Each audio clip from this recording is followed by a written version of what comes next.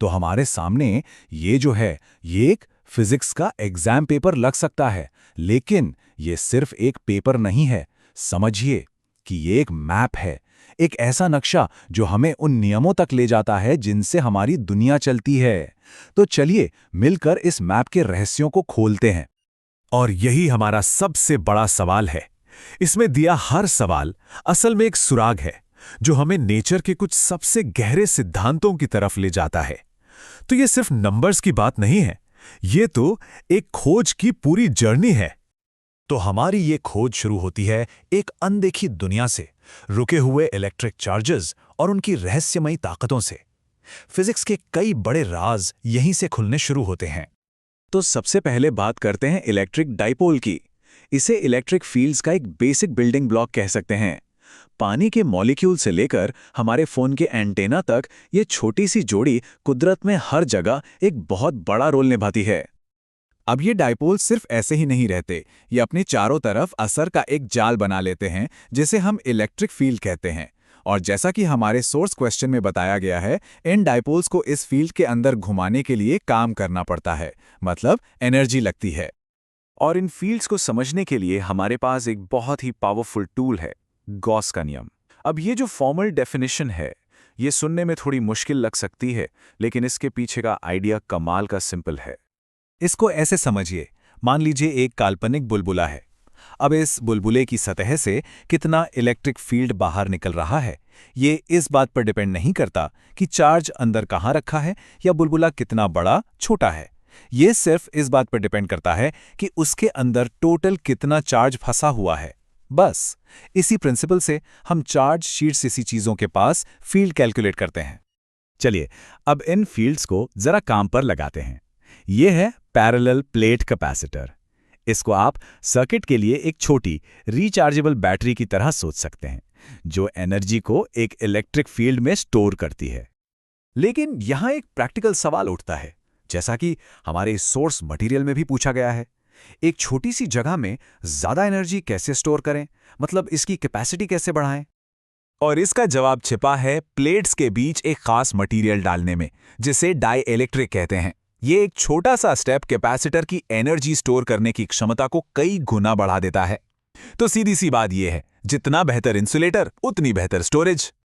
चलिए अब रुके हुए चार्जेस से आगे बढ़ते हैं और देखते हैं कि जब ये चार्जेस चलने लगते हैं तब क्या होता है। अब हम एंटर कर रहे हैं करंट इलेक्ट्रिसिटी की दुनिया में। जब हम स्विच ऑन करते हैं तो लगता है ना कि इलेक्ट्रॉन्स लाइट की स्पीड से भागते हैं, पर असल में कहानी कुछ और है। अलग अलग इलेक्ट्रॉन तो इधर उधर बेतरतीब घूमते रहते हैं, लेकिन इलेक्ट्रिक फील्ड की वजह से वो सब मिलकर एक दिशा में बहुत धीरे धीरे खिसकते हैं। इसी धीमी औसत रफ्तार, जिसे ड्रिफ्ट वेलोसिटी कहते हैं, से इलेक्ट्रिक करंट बनता है और यही ओहम के नियम का आधार है। देखिए, एक सिंपल सा सर्किट तो समझना आसान होता है, लेकिन जब किसी सर्किट में कई सारे रास्ते और कंपोनेंट्स हों तो मामला उलझ जाता है। ऐसे में हमें एक भरोसेमंद सिस्टम चाहिए होता है ये पता लगाने के लिए कि करंट कहाँ जाएगा और वोल्टेज कैसे बदलेगा। और यही काम आते हैं किरचॉफ के नियम। इन्हें आप इलेक्ट्रिसिटी के ट्रैफिक रूल समझ सकते हैं। पहला नियम, जंक्शन रूल, कहता है कि किसी भी चौराहे पर जितना करंट आएगा उतना ही जाएगा। दूसरा, लूप रूल, कहता है कि किसी भी बंद सर्किट में एक पूरा चक्कर लगाने पर टोटल एनर्जी चेंज 0 होगा। ये दो नियम हमें सबसे मुश्किल सर्किट को भी समझने की ताकत देते हैं। अच्छा, अब एक मजेदार पहेली पर आते हैं। हमारे सोर्स पेपर में ये न्यूमेरिकल प्रॉब्लम दी गई है जो किसी मटेरियल की फिजिकल प्रॉपर्टीज के बारे में है। अगर हम एक तार को खींचकर 25% लंबा कर दें तो उसके रेजिस्टेंस पर क्या असर पड़ेगा? चलिए इसको स्टेप बाय स्टेप समझते हैं। पहला, लंबाई 25% बढ़ गई। दूसरा, क्योंकि तार में मटेरियल तो उतना ही है तो लंबा होने पर उसे पतला भी होना पड़ेगा, यानी उसका एरिया कम हो जाएगा। और आखिर में हम इन नई वैल्यूज को रेजिस्टेंस के फॉर्मूले में डालते हैं जो लंबाई और एरिया दोनों पर डिपेंड करता है। और जवाब आता है 56.25% की बढ़ोतरी। ये सिर्फ 25% नहीं है, क्योंकि तार के पतले होने का असर भी इसमें जुड़ जाता है। ये बहुत अच्छे से दिखाता है कि कैसे किसी चीज की ज्योमेट्री बदलने से उसकी इलेक्ट्रिकल प्रॉपर्टीज बदल जाती हैं। चलिए अब बिल्कुल अलग दुनिया में चलते हैं। इलेक्ट्रिसिटी से निकलकर अब हम बात करेंगे लाइट यानी रोशनी की, आकर्षक दुनिया की और उन तरीकों की जिनसे हम उसके रास्ते को कंट्रोल कर सकते हैं। ऑप्टिक्स का मतलब लाइट की साइंस का सबसे बेसिक प्रिंसिपल है रिफ्रैक्शन। ये वो घटना है जब लाइट एक मीडियम से दूसरे में जाते हुए अपना रास्ता बदल लेती है।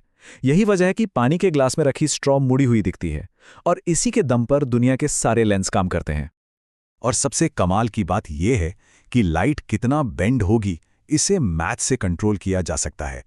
लेंस मेकर का फॉर्मूला और रिफ्रैक्शन के फॉर्मूले जैसे समीकरण ही वो टूल्स हैं जिनसे साइंटिस्ट और इंजीनियर्स एकदम सटीक लेंस बनाते हैं, चाहे वो चश्मों के लिए हो, कैमरों के लिए या फिर दूरबीनों के लिए।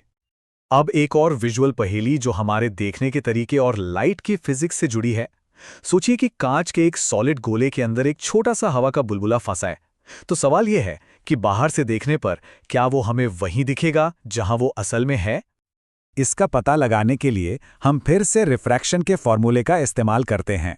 हम ऑब्जेक्ट की असली दूरी लेते हैं जो 2 सेंटीमीटर है, और साथ में कांच का रिफ्रैक्टिव इंडेक्स लेते हैं।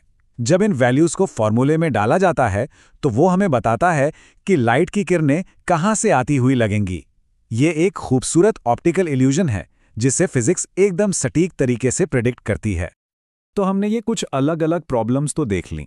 अब जरा एक स्टेप पीछे हटते हैं और देखते हैं कि ये सब मिलकर हमें क्या बड़ी तस्वीर दिखाते हैं। इस पूरे विश्लेषण से 3 बड़ी बातें सामने आती हैं। पहली, अनदेखी फील्ड्स हर जगह हैं जो हमारे चारों तरफ ताकतें बना रही हैं। दूसरी, इलेक्ट्रॉन्स का बहाव भले ही कॉम्प्लेक्स लगे लेकिन वो कुछ तय नियमों पर ही चलता है। और आखिर में हम लाइट के रास्ते को अपनी मर्जी से मोड़ सकते हैं, जिससे हमें देखने और कम्युनिकेट करने की जबरदस्त ताकत मिलती है। तो आखिर में एक सवाल मन में आता है, जिन सिद्धांतों की हमने बात की वो सदियों से फिजिक्स की नींव रहे हैं। ये हमें सोचने पर मजबूर करता है, अगला बड़ा रहस्य क्या है? ब्रह्मांड के कौन से नए नियम हैं जो खोजे जाने का इंतजार कर रहे हैं? और यही तो साइंस का असली रोमांच है।